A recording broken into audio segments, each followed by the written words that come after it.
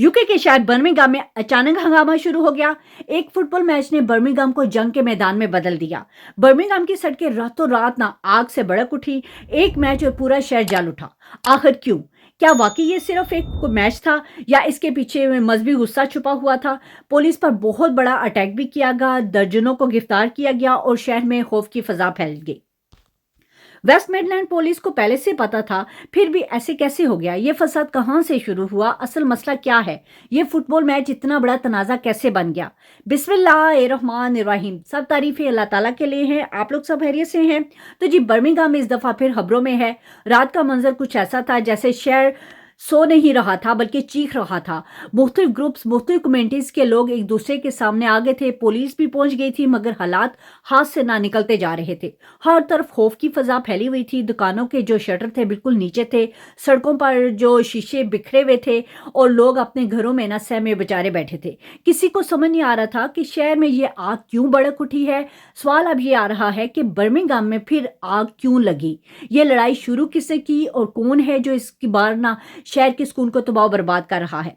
तो असल कहानी यहाँ से शुरू होती है। वेस्ट मिडलैंड पुलिस ने ना 1 महीने पहले ही खबरदार कर दिया था कि बर्मिंघम में हालात बिगड़ सकते हैं। वजह वही football match Aston versus Maccabi तिल जो पिछले हफ्ते बर्मिंघम में हुआ। पुलिस ने पहले ही बता दिया था कि ये मैच कोई आम मैच नहीं है, क्योंकि पहली बार यूके में ऐसी इंटरनेशनल टीम खेलने जा रही थी जिसके सपोर्टर को मुल्क में आने की इजाजत नहीं दी जा रही थी। सोचे जरा, एक तरफ स्टेडियम के अंदर जोशो खरोश था, दूसरी तरफ जी बाहर गुस्सा था। लोग अपने जज्बात पे काबू नहीं पा रहे थे। ये वो लम्हा था जब खेल एक मैच नहीं बल्कि बहुत बड़ा तनाजा बन गया। अब जरा यहाँ समझने वाली बात यह है कि पुलिस को यह सख्त फैसला क्यों लेना पड़ा। दरअसल पिछले साल नवंबर में ना हाईलैंड में यही टीम मकाबी तिल एक दूसरे मैच के दौरान ना हंगामे में फंस के वहां के जो सपोर्टर थे वहां पे मुख्तलिफ ग्रुप्स के दरमियान हाथापाई भी हुई, शीशे वीशे टूटे, गाड़ियां जलाई गई, पूरे शहर में ना मैदान जंग बना दिया गया था। वही वाक़ा अभी दोबारा लोगों के जहनों में ताज़ा हो गया। वहां जख्मी होने वाले तबाह कुन दुकानें, खौफ पूरे शहर में छा गया था। इसने पुलिस को मजबूर कर दिया कि बर्मिंघम में कोई खतरा मोल ना लिया जाए, कि बर्मिंघम में भी वही कहानी दोबारा से दोहराई ना जाए। बेसिकली वेस्ट मिडलैंड पुलिस को पहले से ही खदशा था कि विला पार्क ट्रेनिंग ग्राउंड के करीब ना होने वाला ये मैच आम मैच नहीं होगा। इनकी रिपोर्ट्स में साफ लिखा था कि यहाँ कुछ बड़ा हो सकता है, कुछ ऐसा जो कंट्रोल से बिल्कुल बाहर होगा। पुलिस की ये वार्निंग सुनकर लोग पहले ही डरे हुए थे। इलाके के जो रहायशी थे उस वहाँ पे ना अजीब सा खौफ फैल चुका था, जैसे किसी भी वक्त कुछ फटने वाला है। और हुआ भी वैसा सेम था। पुलिस ने पहले ही फैसला लिया था कि हालात हाथ से निकलने से पहले रोकने होंगे। 1 महीने पहले ऐलान किया गया कि मकाबी सपोर्टर को मैच देखने के लिए ना विला पार्क आने की इजाजत नहीं होगी। वो सिर्फ टीवी पर ही मैच देख सकेंगे, मैदान में दाखिल होने की उन्हें इजाजत नहीं। सोचिए, एक ऐसा लम्हा जब किसी टीम के अपने चाहने वाले स्टेडियम में नहीं जा सकते, खिलाड़ी खेल रहे थे मगर इनके सपोर्टर मैदान में नहीं थे। मीलों दूर घरों में बैठे बेचारे स्क्रीन के पीछे बैठे दिल थामे देख रहे थे। ये आम फैसला नहीं था बल्कि एक तरह का दर्दनाक एहतियाती कदम था। इस पाबंदी ने ही लोगों के गुस्से को और भड़काया। अब यही वो मौका था जब मामला खेल के मैदान से निकल कर ना सियासत तक जा पहुंचा। वजीर आजम सर के स्टमर खुद बोल पड़े कि वेस्ट मिडलैंड पुलिस को इस फैसले को ना एंटी इसराइल करार दिया गया। बात सिर्फ फुटबॉल की नहीं थी, अब यह मसला सियासी और मजहबी जज्बात से जुड़ गया था। पुलिस जैसे फैसले को ना सिक्योरिटी के लिए कर रही थी कि वही फैसला अब तनकीद का निशाना बन गया। एक तरफ लोग कह रहे थे कि जी हिफाजत के लिए ज़रूरी है, दूसरी तरफ इल्ज़ाम लगाया जा रहा था कि ये ख़ास कमेटी के खिलाफ है।